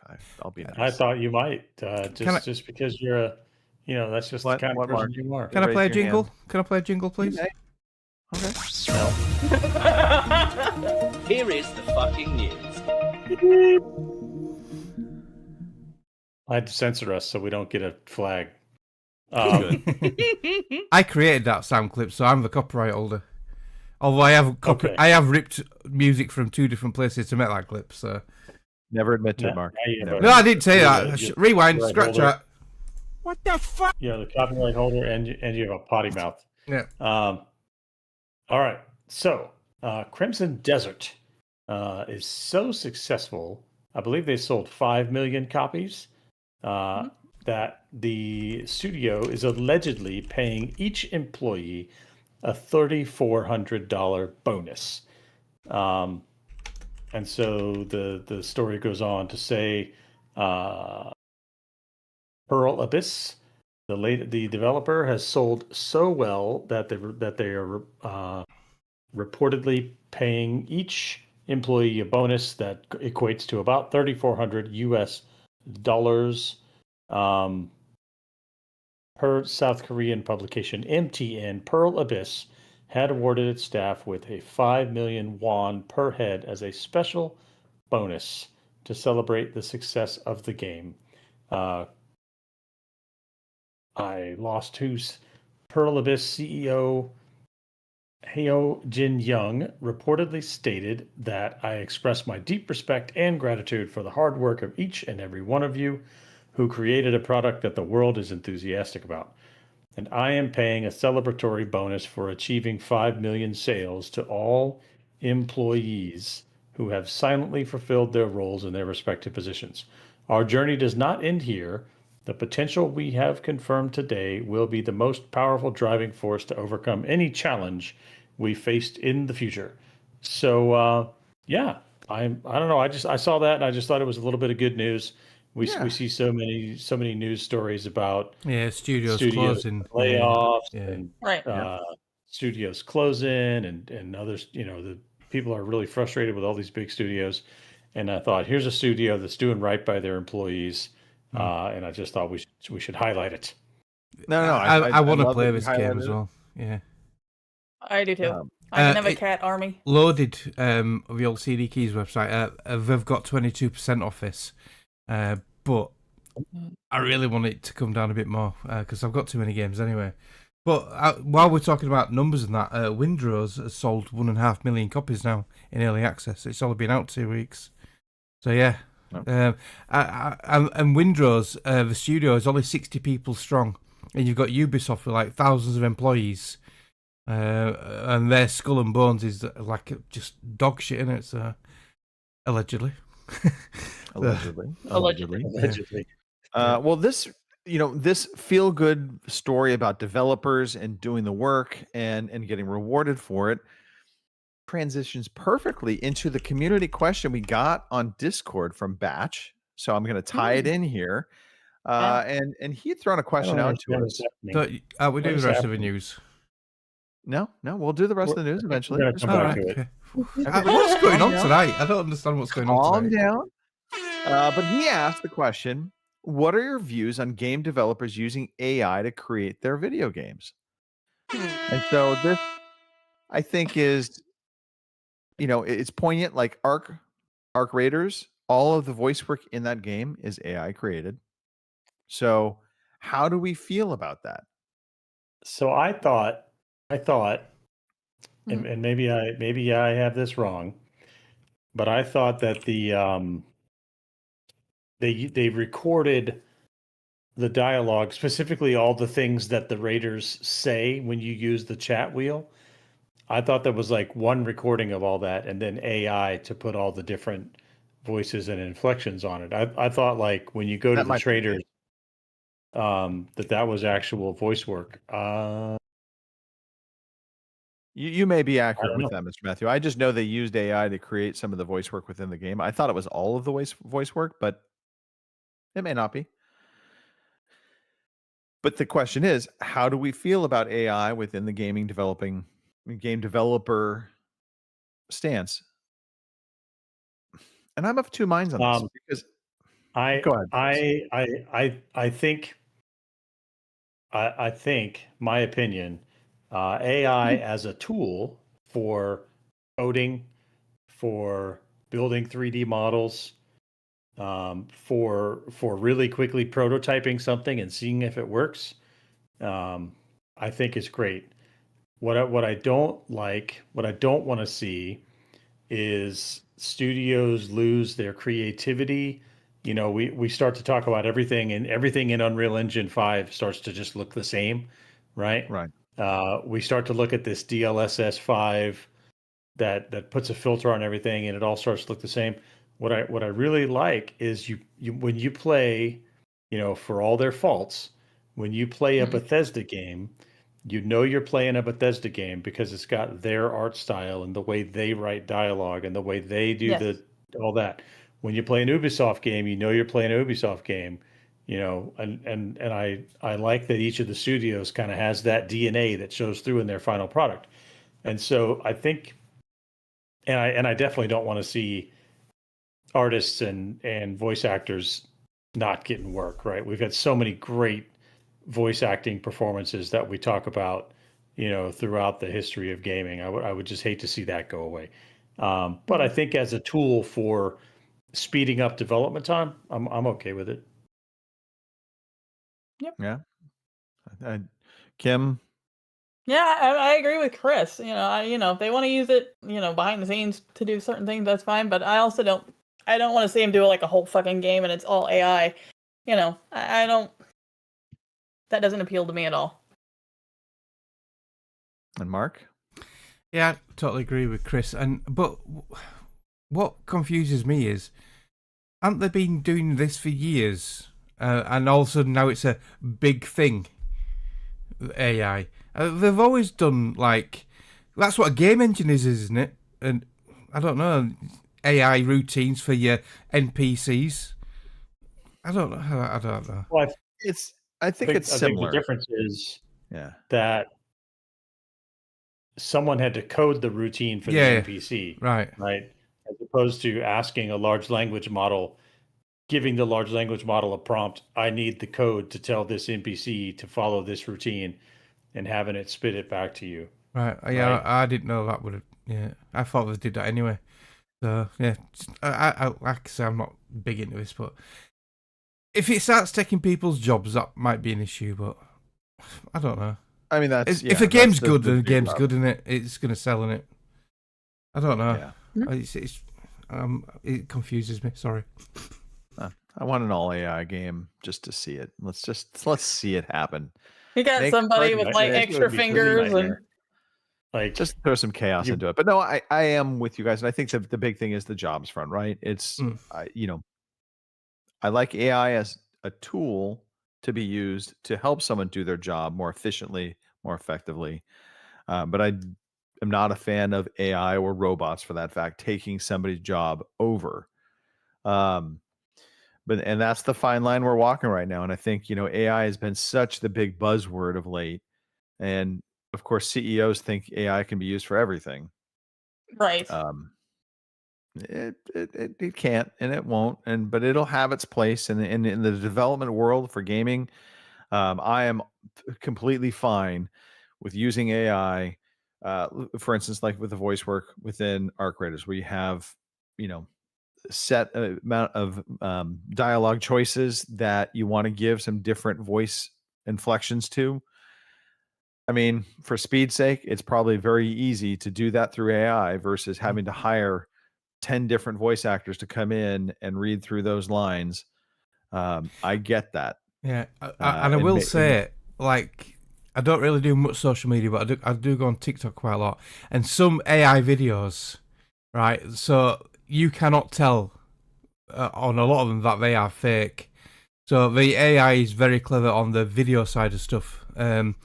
So I'd be more worried if I was in the video, movie, TV, entertainment side of it, rather than the gaming industry, because some of them videos, occasionally you might see a glitch on a finger or something, but some of them videos are you wouldn't know they're AI if it were some stupid thing what we're doing comedy wise. But yeah, AI is scary. One of the popular things right now is throwing Tom Cruise into a bunch of different movies. Or going around, or putting yourself into going around movie sets and meeting all the cast and characters from years ago and stuff. Yeah, they're very clever how they do it. Yeah.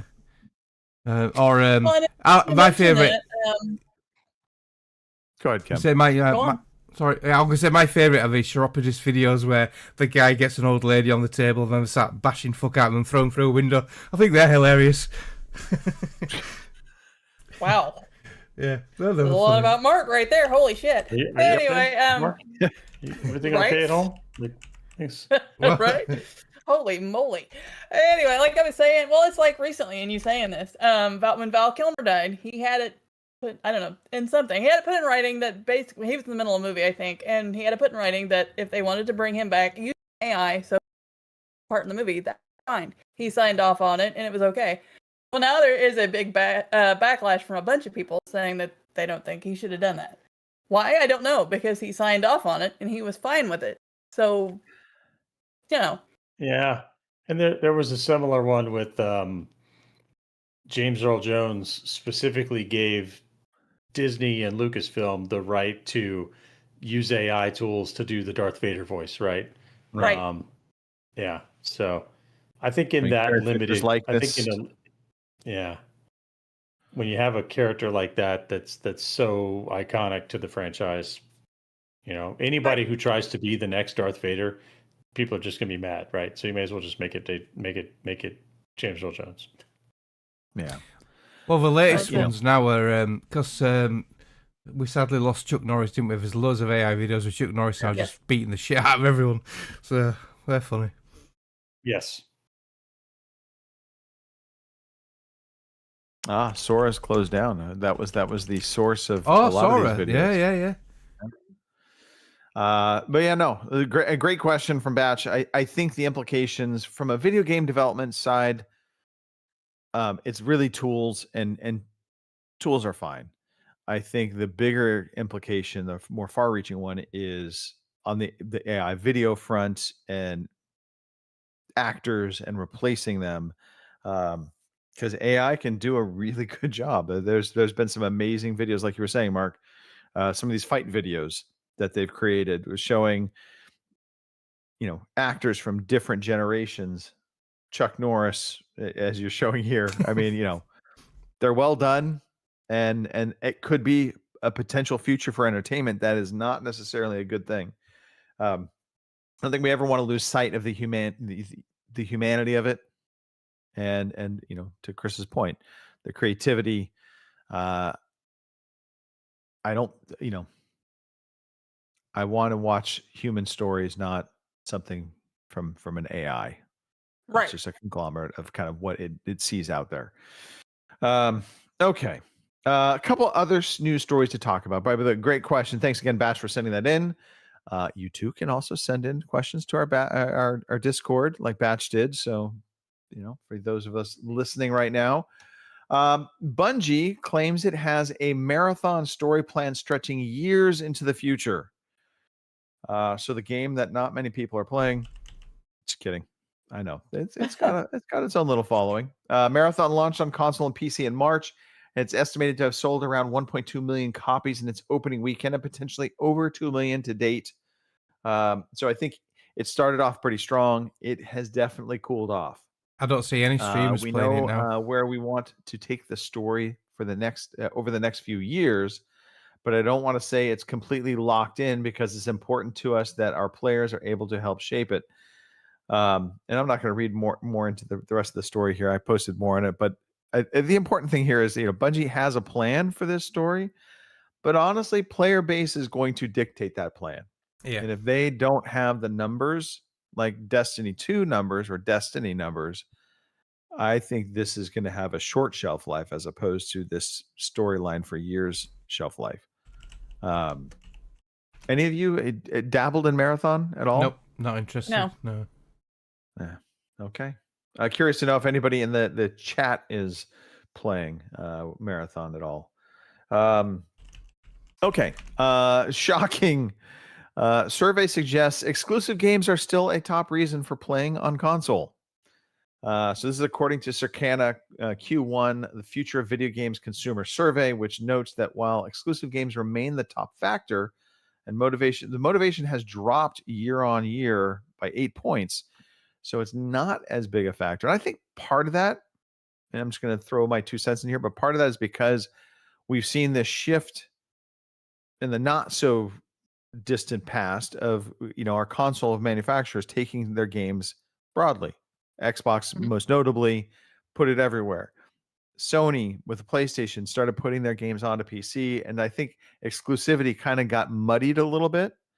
And so I think the motivation for playing on consoles because of exclusives also dropped.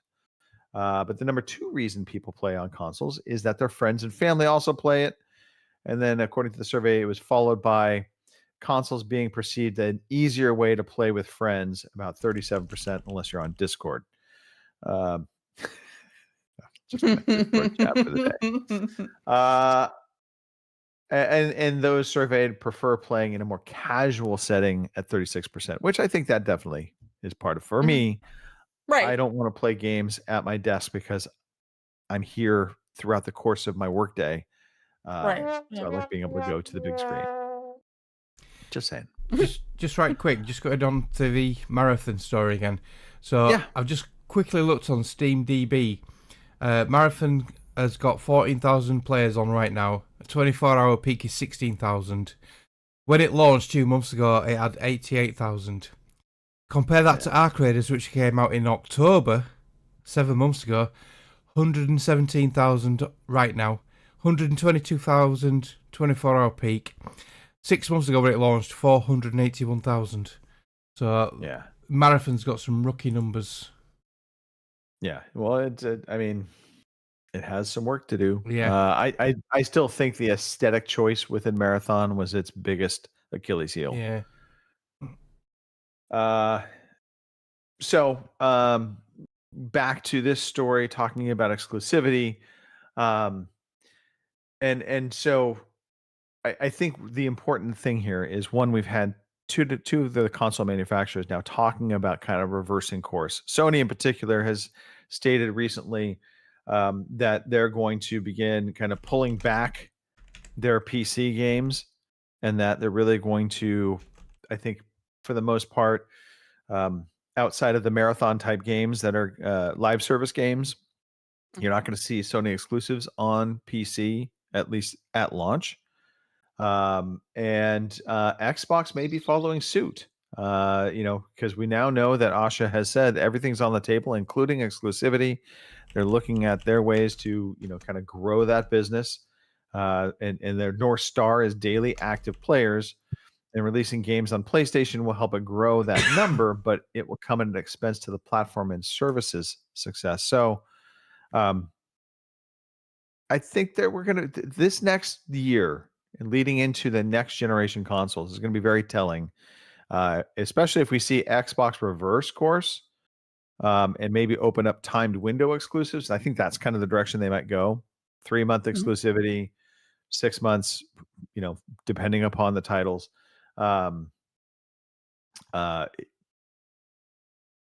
Yeah, so much is on the table because also Steam, they've got their own console coming out.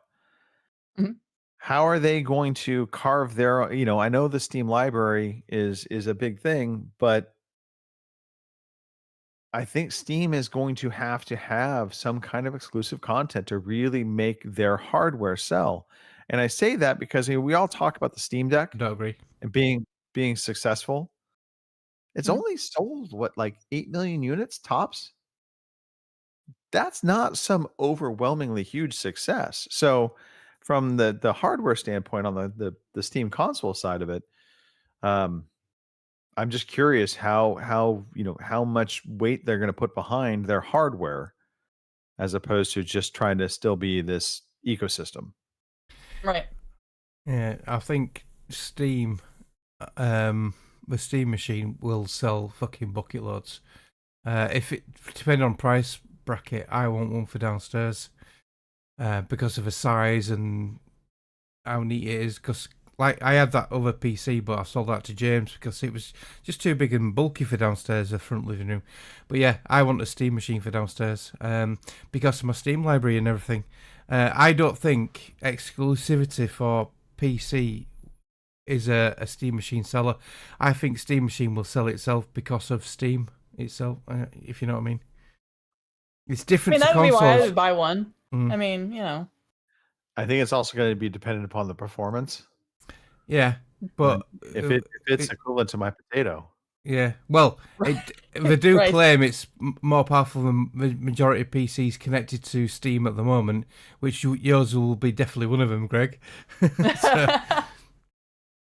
You're bringing down the average, Greg. yeah, Hey, that's what I'm here for, man.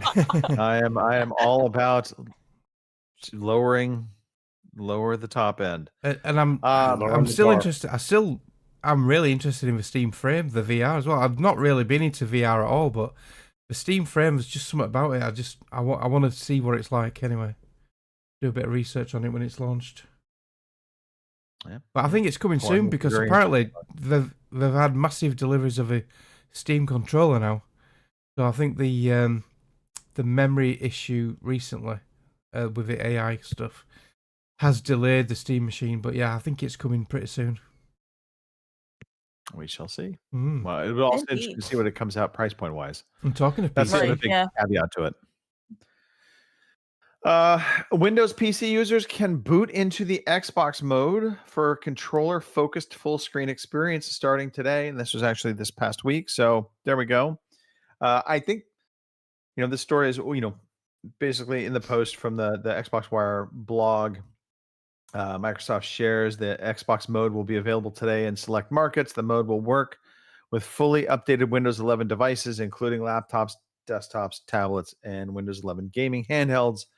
And they, why use the Xbox mode? You can browse and launch games using a controller optimized interface, jump back and forth between Xbox mode and Windows 11 desktop mode whenever you want, which it's kind of the same as like this is like the Steam version, Big picture mode. big picture mode. Yeah. And then access aggregated game library, including the full games catalog from Xbox Game Pass and installed games from leading PC storefronts. This is all just preview to their next console, if you ask me. This interface, this is the direction they want to take it, and having that kind of machine that can tap into everything. Any desires to check this out to our PC players? I'll check it out. Yeah. Yeah, it sounds interesting. Yeah, I've got a few. I've got a few Game Pass games installed on my PC, so yeah, definitely worth a look. So rather than clicking on the icons on the dashboard and on the desktop, sorry, yeah, you'd have a proper dashboard, wouldn't you? Yeah, it might be the future interface, Mark. Mm-hmm. And last but not least, just for Mr. Matthew. I don't know why this just struck me as a Mr. Matthew thing, given his affinity for Star Wars. Star Wars Galactic Racer has been confirmed for release on October 6th, alongside a roster of different game editions. But notably, Mr. Matthew, this is the edition you want. For $160, you can get the physical collector's edition available for the PS5, Xbox Series X and S, and PC. It will come with a physical model of the Corsairun Dark X land speeder, along with a physical banner, 2 pilot patches that you can put in and wear with pride as you're walking the dog, and a physical copy of the digital art book and a custom slip cover and steel book case. There we go. No. I think I might like to try to play this game, but I don't need all those things. I would rather have a Lego version of the speeder. You know what I mean? Yeah. I realized that probably if it was a Lego version, you were all in. If it came with the Lego version, then sold. And the 2 Sold. patches. The 2 patches, got to have the 2 patches. Yeah, for sure. For sure. Yeah. Oh, but so fun fact. So I do have my Titanfall 2 helmet, and I got patches. I do have my patch. I proudly display them, but I've never worn them. Yeah. Just a fun little fact. There you go. Anyway. All right, that does it for the news. Kim, Yeah. we got a couple new releases to talk about. Oh, A few, we're not doing yeah, shout-outs next. I mean, figure why not?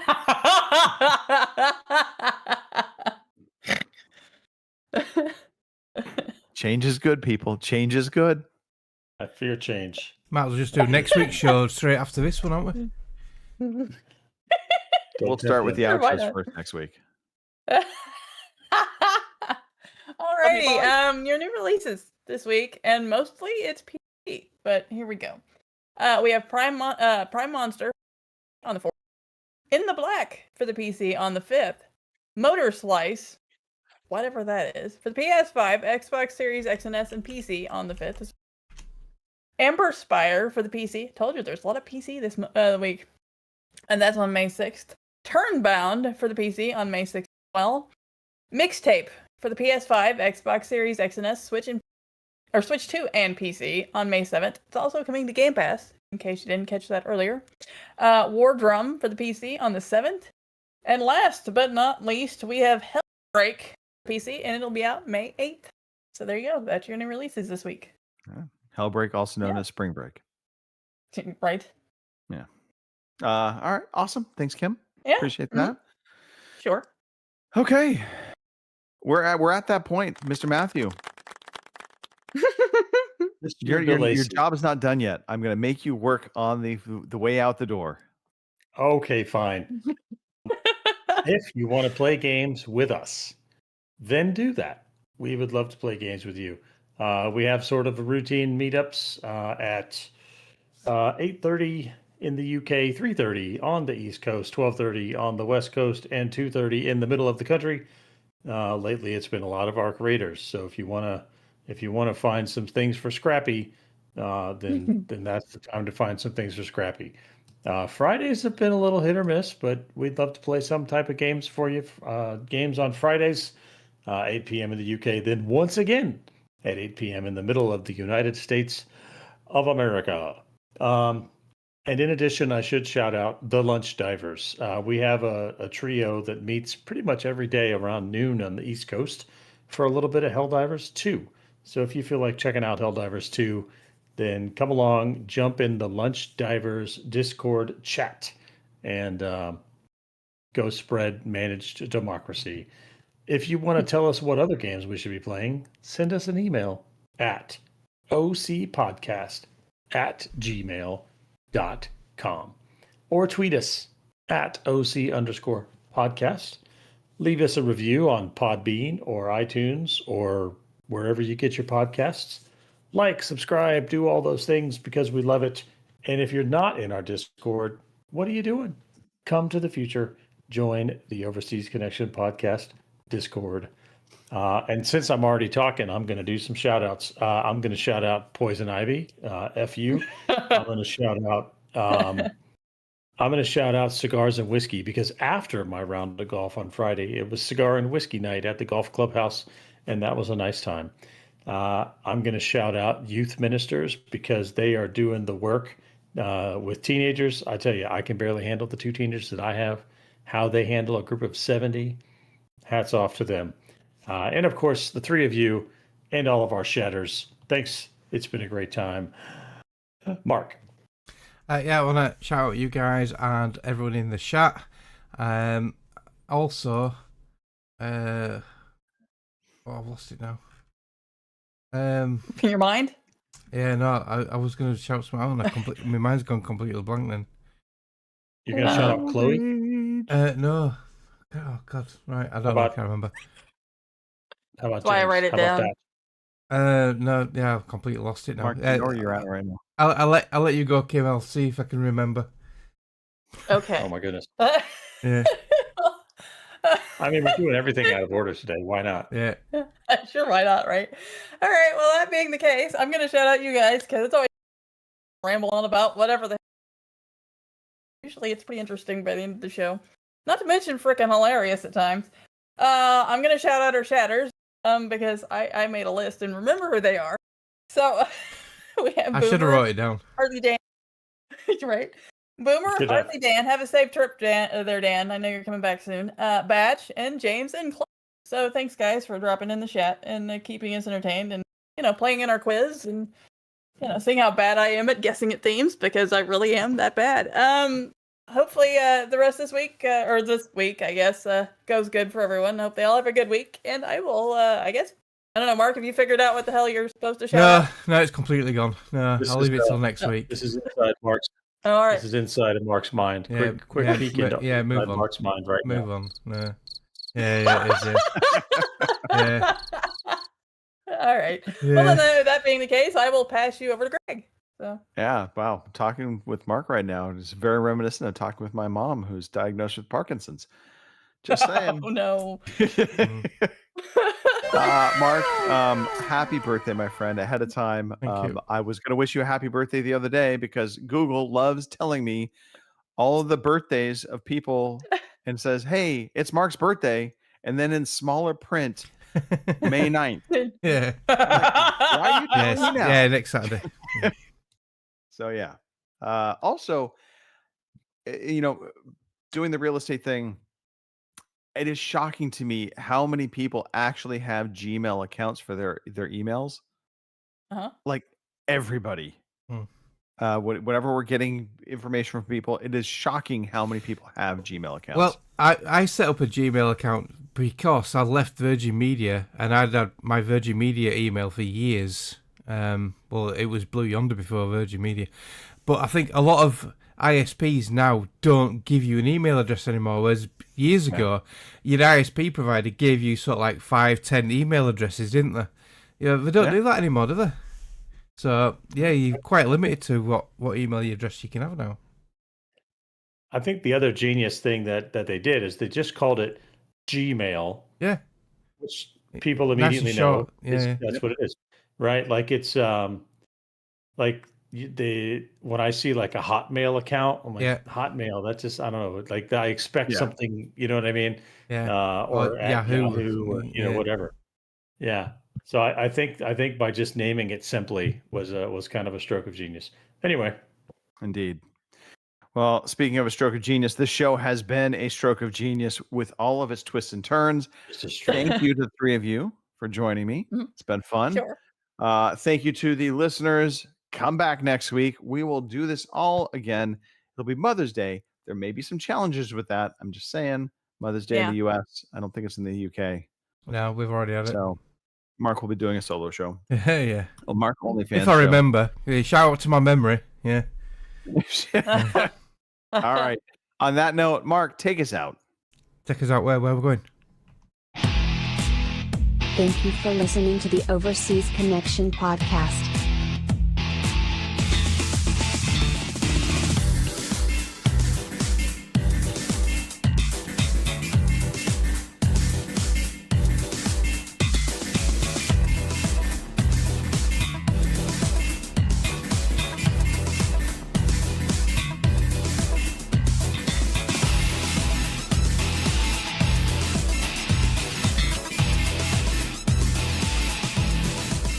See you same time next week.